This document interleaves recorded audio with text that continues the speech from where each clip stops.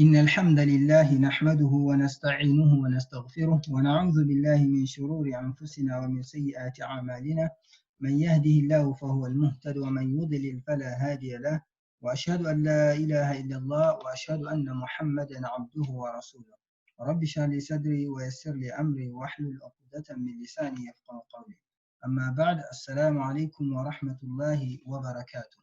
Inch'Allah, nous nous retrouvons une fois de plus dans le cadre de l'étude de notre livre Umdatul Ahkam du grand cheikh Al-Imam Al-Hafidh Abu Muhammad Abdul Ghani Al-Maqdisi, Inch'Allah Ta'ala.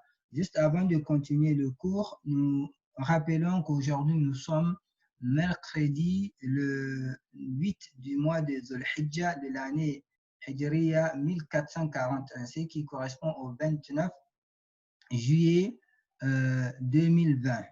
Et demain, Inch'Allah Ta'ala, ça sera le 9e jour du mois de Dhul-Hijjah qui correspond au jour de Arafah. Nous savons tous l'importance, comme nous l'avons déjà dit, l'importance énorme de ce jour-là.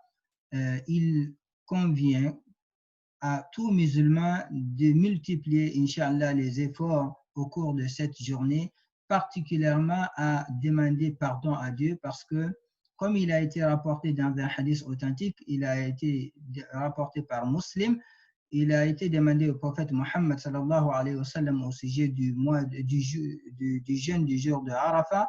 Le prophète Mohammed sallallahu alayhi wa sallam dit qu'il efface les péchés de l'année passée et les péchés de cette année, c'est-à-dire de l'année en cours.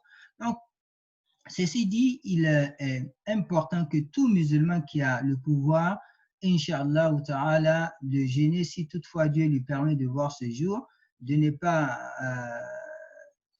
pas rester sans jeûner ce jour-là, tout en multipliant les évocations, comme nous l'avons dit. Le prophète Mohammed sallallahu alayhi wa sallam, dans un hadith authentique, a conseillé au cours de ces 10 premiers jours du mois de Dhul-Hijjah de faire beaucoup de tahlil, de takbir, de tasbih, c'est-à-dire de multiplier subhanallah, alhamdulillah, la ilaha illallah, de les faire beaucoup. Et comme nous le savons, c'est, comme je l'ai dit, c'est un jour béni, un jour au cours de laquelle, Inch'Allah, tout celui qui arrive à jeûner ce jour-là se verra, Inch'Allah Ta'ala, ses péchés de 2 années complètes pardonnés par Dieu. Et il a été rapporté aussi dans un hadith authentique que le prophète Mohammed sallallahu alayhi wa sallam dit que c'est que lui, il a l'habitude de dire le jour de Arafah, et ainsi que les prophètes qui l'ont précédé, c'est la parole La ilaha illallah wahdahu la sharika la lahul mulk wa lahul hamd wa huwa ala kulli shay'in qadir.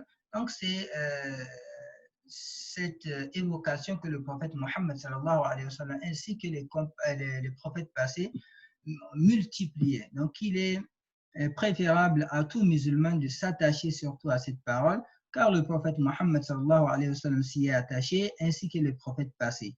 Également, de ne pas oublier de demander à ce que Dieu vous fasse vous inscrire parmi ceux qui auront leurs péchés pardonnés, c'est-à-dire les péchés de 2 années, parce que ce n'est pas tout le monde qui en bénéficiera.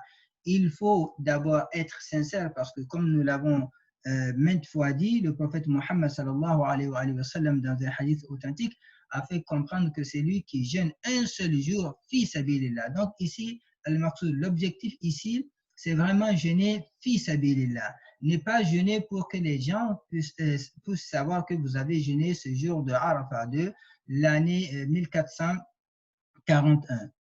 Il faut que nous arrivions à purifier nos intentions, que nous n'ayons aucunement pas envie que les gens le sachent, ou bien que les gens le sachent ou pas, que ça nous est égal. Le plus important est de s'y attacher à ce que Dieu veut, c'est-à-dire de chercher l'agrément de Dieu. Inch'Allah Ta'ala, que Dieu le facilite pour nous tous. Barakallahu fikum wa jazakumullahu khayran.